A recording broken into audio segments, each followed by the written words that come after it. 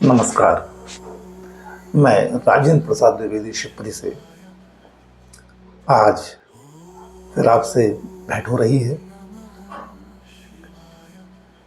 पूज्य गुरुदेव ब्रह्मलीन महात्मा नारायण दास जी महाराज जी की पुस्तक गीतामृत, जिसकी जानकारी आपको दी जा रही है।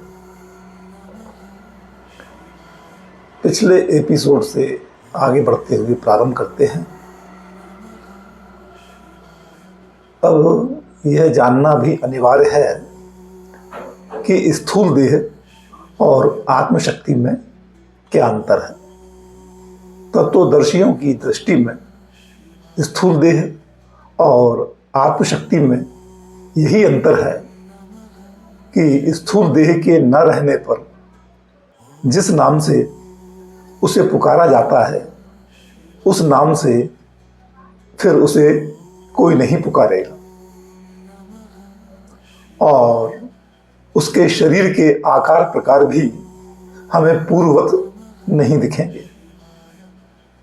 इस प्रकार स्थूल शरीर का रूप और उसका नाम दोनों का अस्तित्व क्षणभंगुर है, किंतु आत्मशक्ति की स्थिति स्थूल देह से सर्वथा भिन्न है। आत्मशक्ति का अस्तित्व स्थायी है।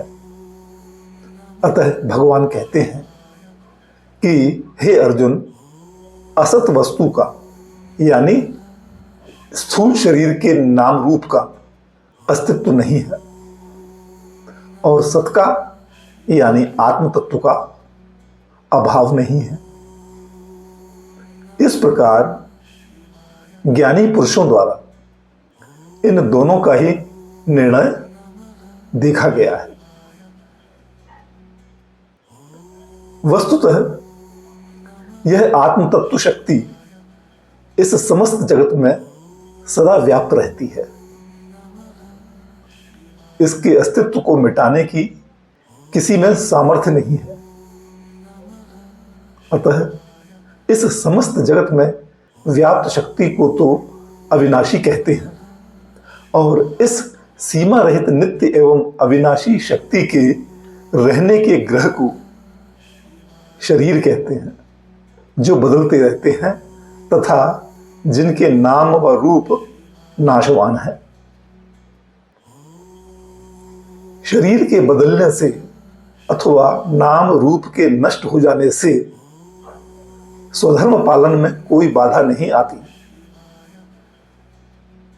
अतः स्वधर्म पालन करना ही चाहिए, अर्थात संघर्ष करना ही उचित है। जो व्यक्ति इस आत्मा को मरने वाला मानता है अथवा जो इसको मरा हुआ समझता है, ऐसा प्रत्येक व्यक्ति आत्मा के वास्तविक स्वरूप से अपरिचित होता है,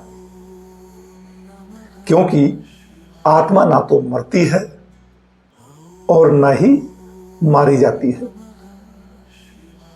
वास्तव में सत्य तो यह है कि यह आत्मशक्ति कभी जन्म ही नहीं लेती और जब उसने जन्म ही नहीं लिया तो फिर मृत्यु को कैसे प्राप्त हो सकती है। साथ ही ऐसा भी नहीं है कि आत्मा उत्पन्न होकर अंत में नहीं रहेगी। वस्तुतः आत्मा तो उत्पत्ति और विनाश से रहित है। वह अजन्मा, नित्य, शाश्वत और सनातन है।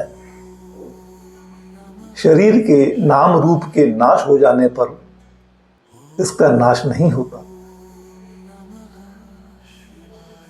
हे अर्जुन, जो व्यक्ति इस आत्मा को अविनाशी, नित्य, अजन्मा और अव्यय मानता है, उस व्यक्ति के विषय में यह कैसे कहा जा सकता है कि वह किसको मरवाता है और कैसे किसको मारता है। यथार्थ में तथ्य तो यह है कि जिस प्रकार पुराने वस्त्र को त्याग कर हम नवीन वस्त्र धारण कर लेते हैं, वैसे ही जीवात्म शक्ति पुराने शरीर के बेकार हो जाने पर दूसरा नवीन शरीर ग्रहण कर लेती है।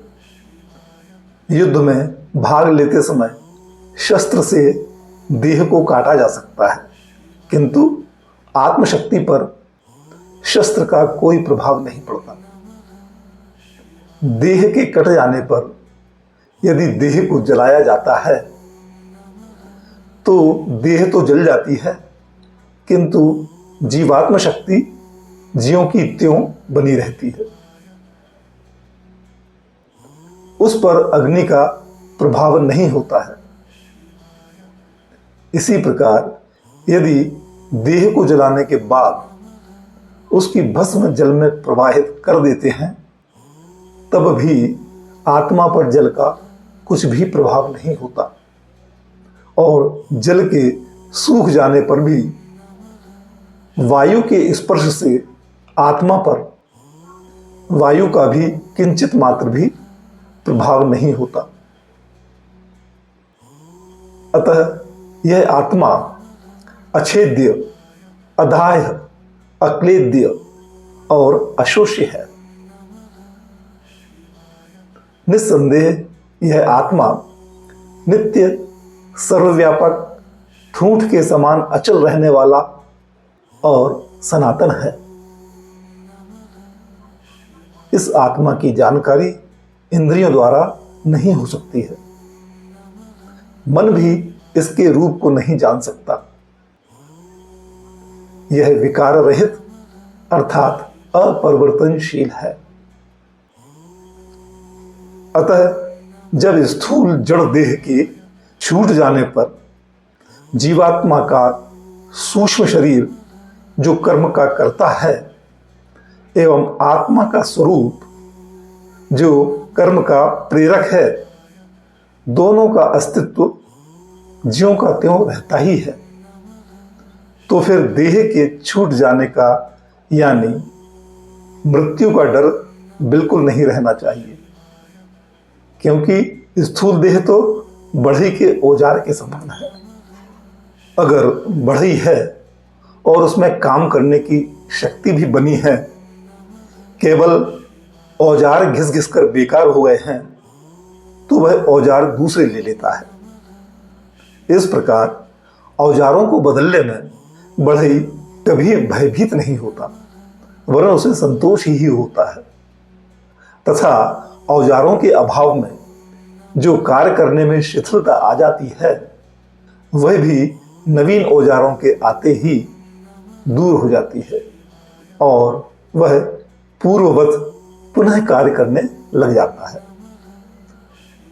यदि शरीर के उपयोग में लाए जाने के बाद, अथवा यूं कहिए कि औजारों के घिस घिस कर बेकार हो जाने के कारण यदि कोई उनके अभाव में कर्तव्य न कर सकने के कारण दुखी होता है, तो यह उसका अज्ञान है।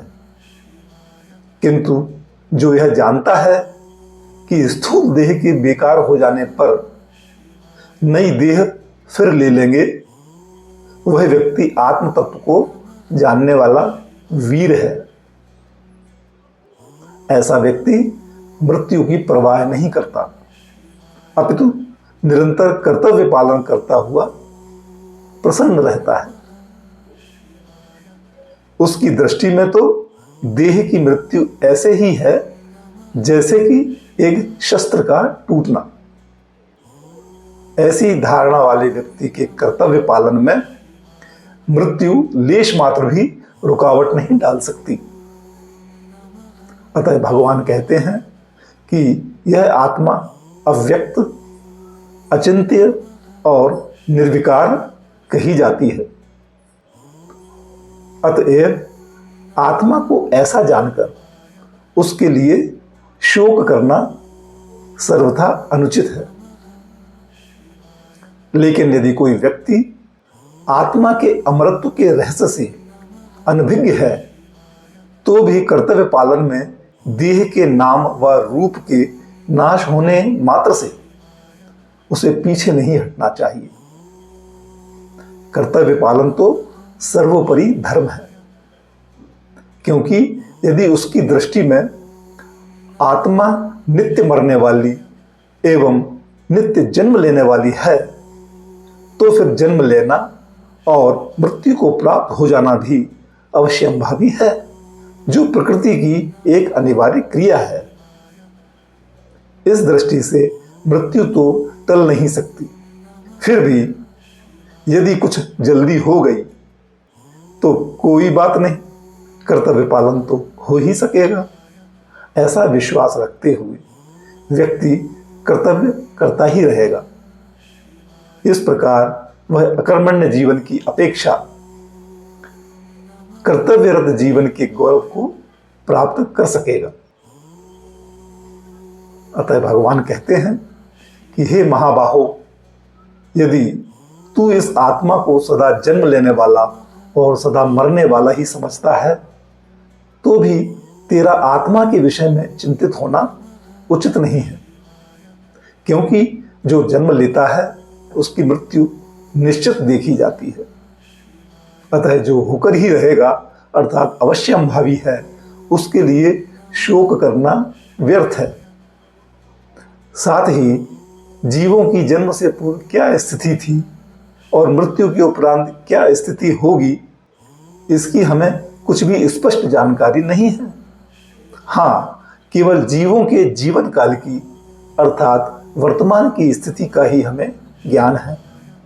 अतः वस्तु की आदि और अंत से रहित केवल मध्य की स्थिति के लोप होने पर चिंता व्यक्त करना न्याय संगत नहीं है। सचमुच इस आत्म तत्व का रहस्य बड़ा ही गूढ़ है, क्योंकि संभवतः ऐसा कोई बिरला ही व्यक्ति होता है जो शरीर से भिन्न आत्मा को इस प्रकार देखता है मानो कि वह आश्चर्य की वस्तु है, तथा देखकर दूसरों को भी इस प्रकार ही बताता है मानो कि वह कोई आश्चर्य की वस्तु है। इसी प्रकार कोई इस आत्म वर्णन को आश्चर्य से सुनता तो है, परंतु सुनकर भी इसके यथार्थ स्वरूप को नहीं जान पाता। वस्तुतः हे भारत, यह आत्मा जो प्रत्येक प्राणी के शरीर में व्याप्त है, उसे कोई काट नहीं सकता, वह अवध्य है। अतः प्राणियों के निधन के संबंध में शोक करना व्यर्थ है। अब यदि लौकिक दृष्टि से भी विचार किया जाए तो जिस व्यक्ति ने क्षत्रिय परिवार में जन्म लिया है, उसे क्षत्रिय धर्म का पालन करना ही चाहिए और क्षत्रिय धर्मानुसार ऐसा युद्ध कर्तव्य है जो अपने आप ही उपस्थित हो जावे तथा जो न्याय संगत भी हो। क्षत्रिय को अपने स्वधर्म पालन हेतु ऐसे युद्ध का स्वागत करना चाहिए, और यदि क्षत्रिय ऐसे युद्ध में संघर्षरत रहकर दिवंगत भी हो जाएगा तो भी उसे स्वर्गीय सुख प्राप्त होगा। अर्थात उसके इस धर्माचरण से उसे ऐसा जन्म मिलता है जहां उसे उन सब सुखों के साधन उपलब्ध हो जाते हैं जिनकी प्राप्ति की उत्कट अभिलाषा उसके विगत जीवन में थी और उन्हें प्राप्त नहीं कर सका था। आज के लिए इतना ही। कल फिर आपसे मुलाकात होगी अगले एपिसोड में। तब तक के लिए जय सिया राम।